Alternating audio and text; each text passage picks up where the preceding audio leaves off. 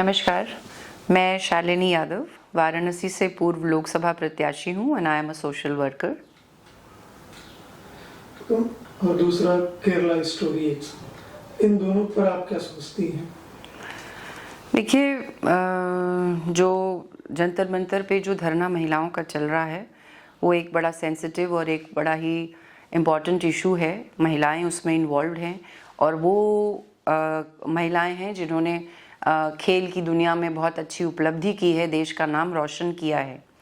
तो वो उन्होंने कुछ आरोप लगाए हैं और उनके साथ ऐसा हुआ है, नहीं भी हुआ है या हुआ है तो वो जांच का विषय है। और मुझे लगता है किसी भी एक सभ्य समाज को जब कुछ इस तरीके की हमारी सम्मानित महिलाएं हैं जिन्होंने अपना समाज में कुछ मुकाम हासिल किया है और वो कई लाखों करोड़ों लोगों की प्रेरणा है, वो अगर इस तरीके की बात उठाती हैं और अगर हमारे देश में आज ऐसी महिलाएं जो लाइमलाइट में हैं, जिनके इतने सपोर्टर्स हैं, उनके साथ अगर इस तरीके की कोई घटना हुई है तो सबसे पहले हमारी समाज की जिम्मेदारी है, हमारी गवर्नमेंट की और हमारी जो भी एजेंसीज़ हैं उनकी सबसे पहले ये जिम्मेदारी है कि उनकी बातों को सुना जाए और एक जो प्रोसेस है न्याय मिलने का हमारे देश में वो उस पर लागू हो और जो भी प्रक्रिया है वो पूरी होनी चाहिए और उनकी बात को सबसे पहले सुना जाना चाहिए।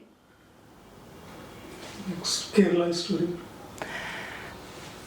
केरला स्टोरी जहाँ तक बात है, देखिए कि मूवी है और सिनेमा हमारे समाज पर हमेशा से एक इम्पैक्ट रखता है। हालांकि एंटरटेनमेंट पॉइंट से ज़्यादातर हम लोग उसको लेते हैं एक लाइटर एंटरटेनमेंट के मोड में, लेकिन कभी कभी वो कुछ रियल घटनाओं को लेकर के दावा करते हैं अगर कि ये ऐसे हैं तो कभी कभी उसका असर ज़्यादा हो जाता है। तो ये हमारे और आपके विवेक पर है कि हम उसका इम्पैक्ट कितना अपने जीवन में ले रहे हैं कि उससे कहीं हमारा आपसी सौहार्द ना बिखरे, हमारा जो सामाजिक ताना बाना है उसमें कोई समझिए कि कोई दिक्कत उसमें ना आए।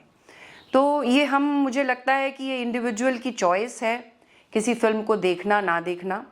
और जहाँ तक मैं कहती हूँ कि फिल्म का उद्देश्य एंटरटेनमेंट होता है, हम उसी माइंडसेट से अगर उसको देखेंगे तो मुझे लगता है कि ये जो कंट्रोवर्सी हो रही है ये मुझे बेफिजूल की लगती है कि पक्ष विपक्ष दोनों को ही संयम से सोचने की आवश्यकता है इसमें कि कोई भी एक मूवी हो या कोई भी थिएटर है, कोई भी ऐसी चीज़ जो हम देखते हैं उसका इम्पैक्ट इतना रखें कि वो हमारे पर्सनल एक एंटरटेनमेंट का बस एक ज़रिया हो, उसके अलावा वो हमारे रोज़मर्रा की लाइफ को बहुत इफ़ेक्ट ना करे।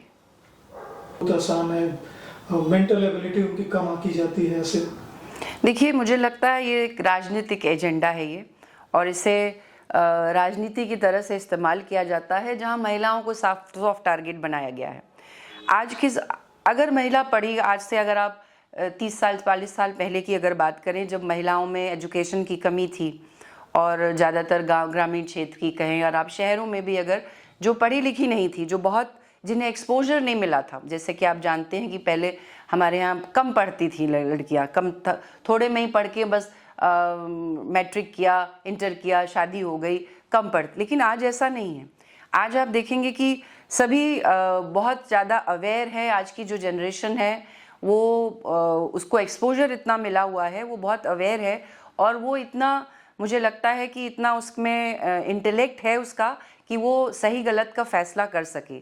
तो आज के समय में किसी को आप कहें कि सिर्फ मूर्ख बना करके या बेवकूफ़ बना करके उसका हम परिवर्तन किसी भी तरीके का कर सकते हैं, उसका ब्रेन वॉश कर सकते हैं, तो मुझे इसमें बहुत सच्चाई नहीं लगती है। क्योंकि आप देखिए आज की जो जनरेशन है, हमारे ही अपने बच्चे हैं, वो कई मामलों में उनकी अवेयरनेस हम लोगों से ज़्यादा होती है।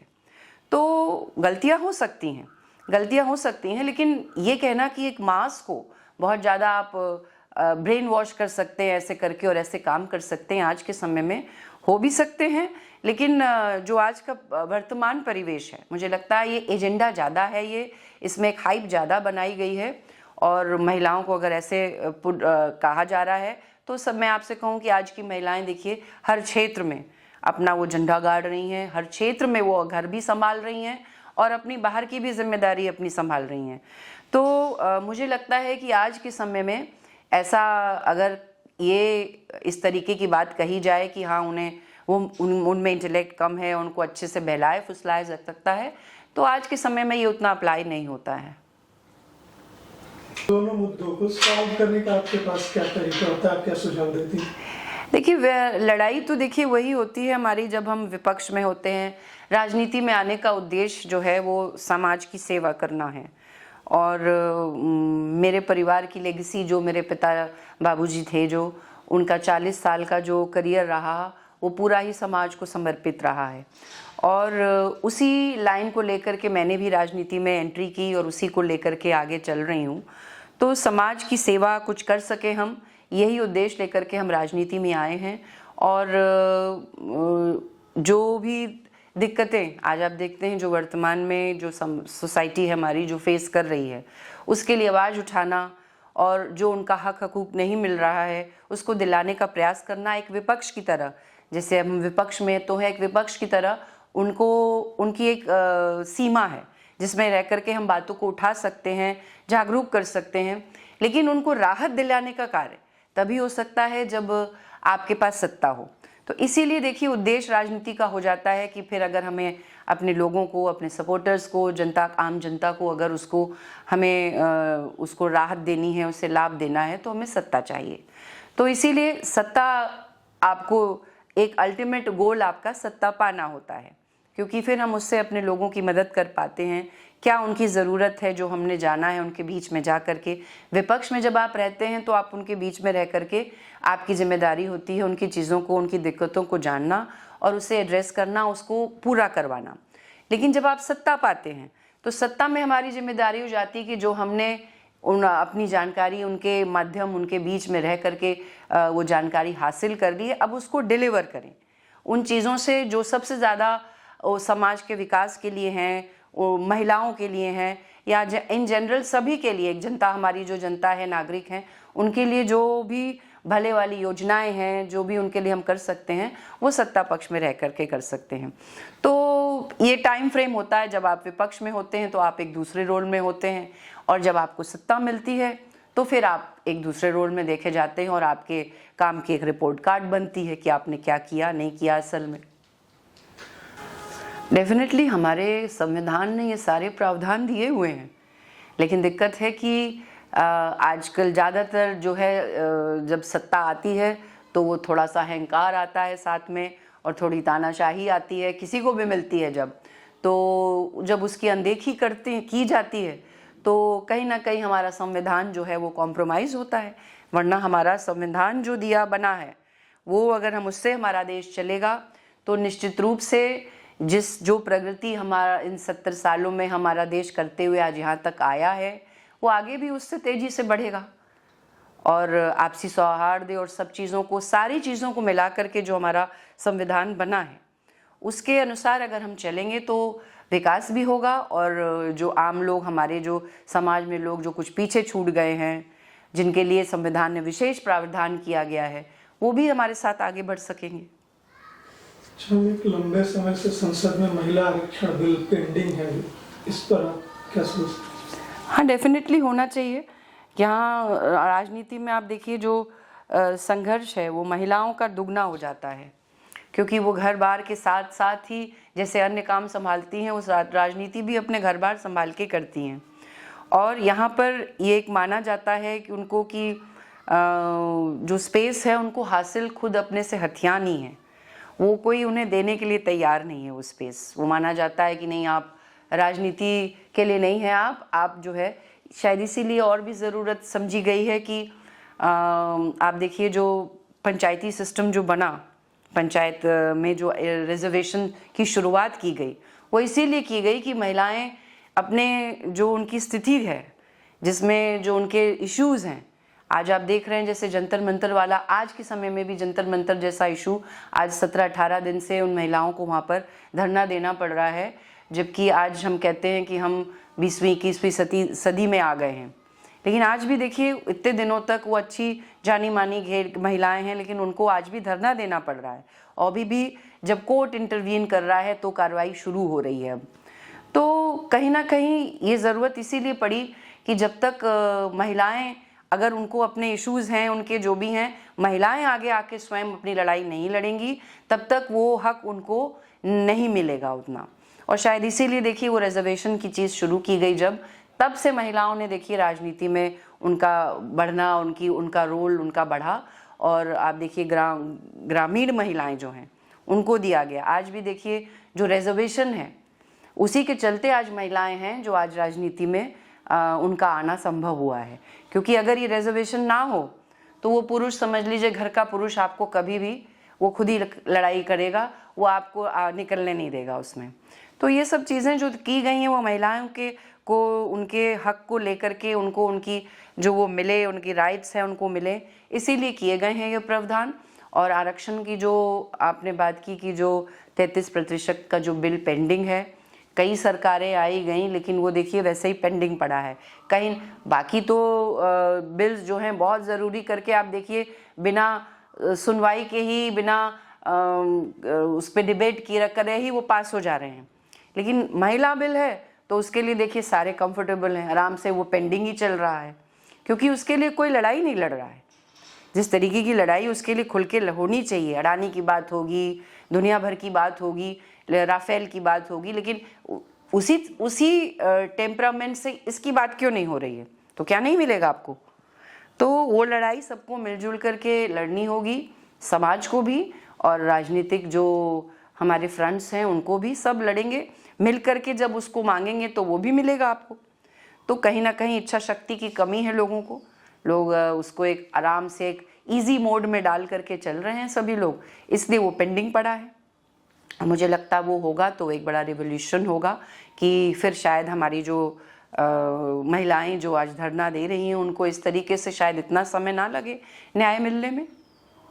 तो मैम आपने रिजर्वेशन की बात करी कि हमने पंचायत में शुरू करा और महिला अब पंचायत के चुनाव में आगे आती हैं, पंचायत में आती हैं। आप देखिए निकाय के चुनाव है, इसमें पार्षद बन रही हैं। तो जब आपको रिजर्व उस पर आप जब आपको महिला सीट रिजर्व की जाती है तभी आप राजनीति में आप उतर पाती हैं घर से। लेकिन मैम जैसे अगर मैं धरातल पर देखूं, जैसे अपने गांव के अगर कुछ अगल बगल या जहाँ पे भी महिला प्रत्याशी रही हैं ग्राम प्रधान में, अगर वहाँ पे मैं जाके देखूं तो केवल उनका पोस्टर मेरे को दिखता है और चुनाव के पार्षद पति और ग्राम प्रधान जो है वो पति ही दिखते हैं। उसके बाद आपको उस महिला से कोई मिलने भी नहीं देगा, आपको पता भी नहीं चलेगा कि ग्राम प्रधान कौन है। हाँ, वो इसलिए कि जो महिला, जो आप ग्रामीण क्षेत्र की महिलाओं की जो आप बात कर रहे हैं, वो ज़्यादातर आप देखेंगे कि वो पढ़ी लिखी भी नहीं है, वो उनको ज्ञान ही नहीं है कि उनकी क्या अधिकार हैं। वो समझ लीजिए कि ये तो अभी हम यहीं तक आ पाए हैं कि उनको घर से निकाल करके मजबूरी वश जो है वो पति उनको निकालने के लिए मजबूर किया गया है कि आप उन्हें निकालिए और उनको, महिलाओं को भी उसमें लेकर के आइए समाज में उसमें, ताकि वो भाई जो ग्रामीण समस्याएं महिलाओं की हैं वो महिला आएगी तभी वो उसको मुखर होकर के उनकी बातों को समझ सकेगी। क्योंकि गांव में तो अभी भी आप देख रहे हैं कि जैसे मिलने नहीं दिया जाता, तो वो पर्दा सिस्टम काफ़ी है।